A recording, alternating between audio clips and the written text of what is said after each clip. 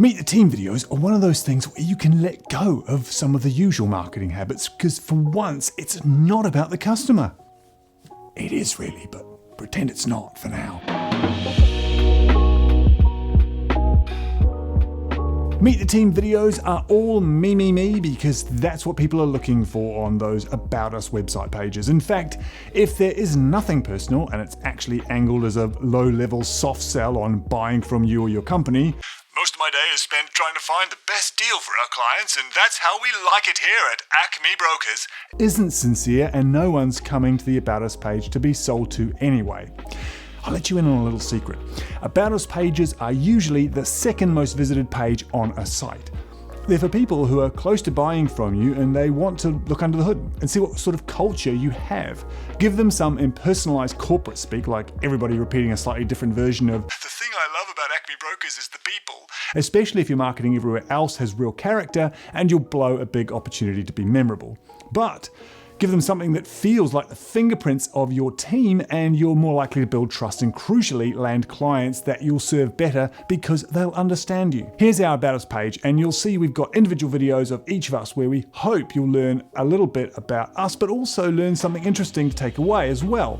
I told you it was really about your customers in the end.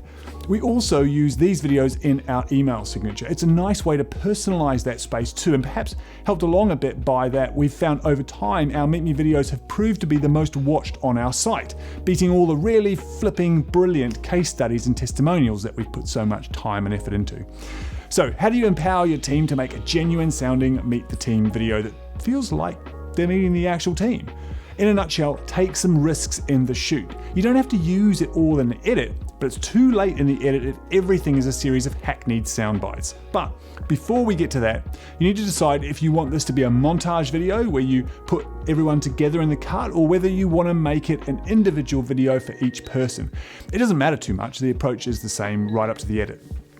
Either way, you'll want a video that helps viewers become seamlessly part of your world, and in order for it to remain professional and relevant, that means looking for the things where the personal overlaps with the professional. That's why hobbies or interests often come up. So do pets that have been brought into the office, in-jokes and fun routines that the outside world wouldn't know about.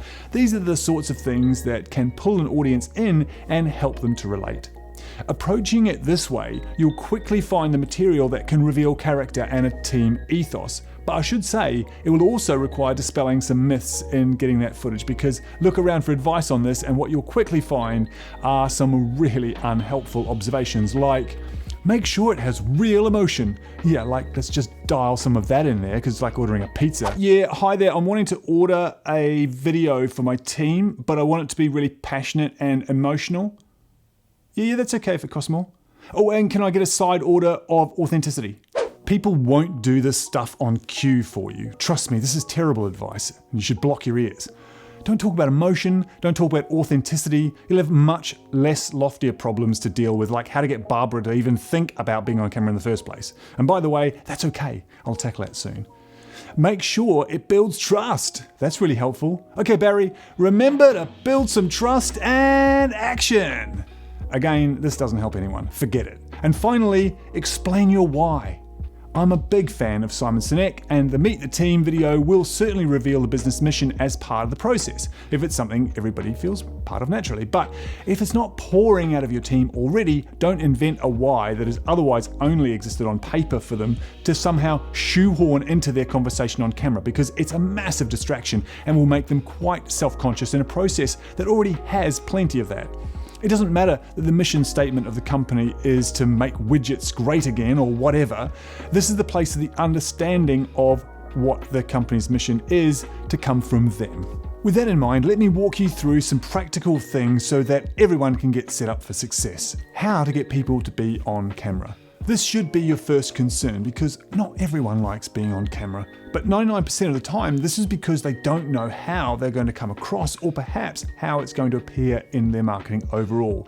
It's possible they won't even be able to tell you why they don't want to be in it, but this is usually down to the lack of control they'll be feeling over how they are portrayed or what the process of filming will be like. You can start on the right foot by explaining exactly what you're trying to achieve. The more detailed the video explanation, including similar samples from other businesses, the more they're likely to buy in.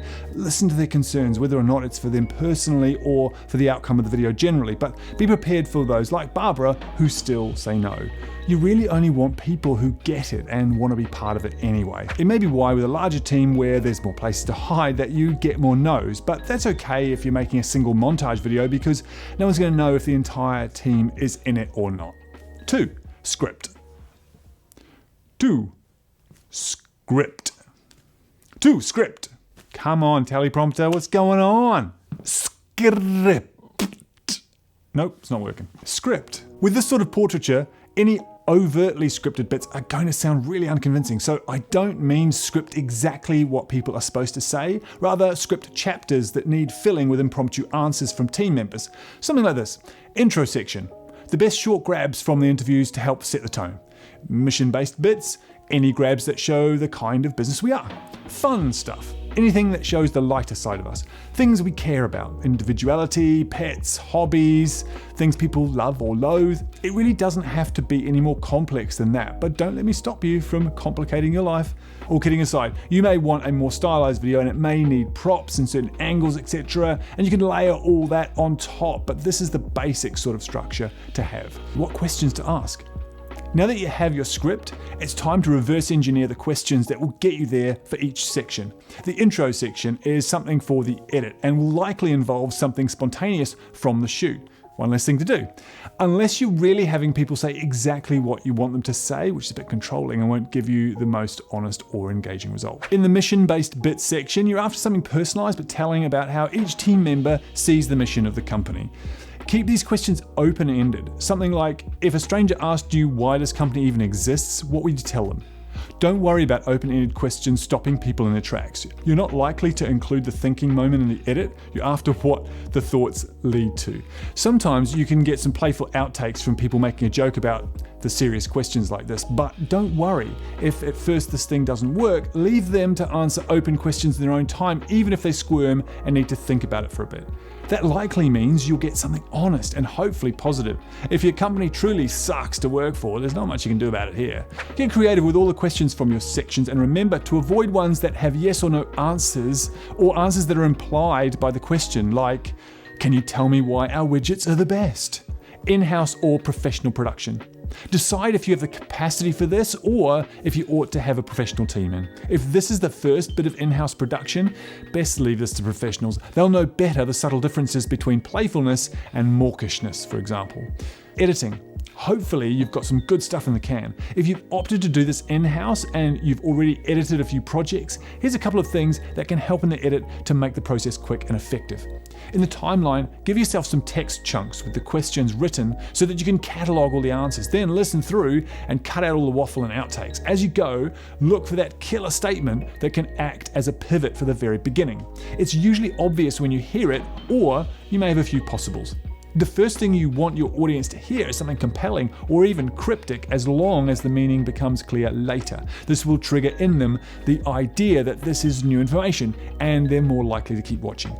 Reorder everything that will make it better. You can now abandon the structure that was made to build questions for the production or keep it as it was filmed. It really just comes down to how much energy you need to create to fit in with the rest of your comms.